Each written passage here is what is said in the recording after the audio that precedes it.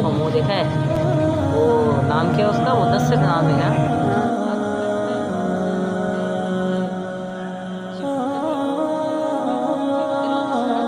पैर रख दिया है। और मुंह जो कारेंगे जैसे है। वालेकुम सलाम।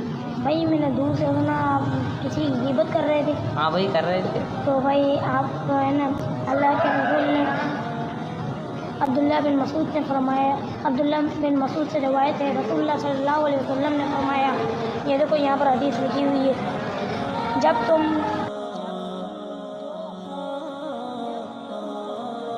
तीन हो तो दो आदमी तीसरे के बगैर आपस में सरगोशी ना करें। भाई आपको भी इस हदीस पर अमल करना चाहिए और रसूलुल्लाह सल्लल्लाहु अलैहि वसल्लम की हदीस पर अमल करना।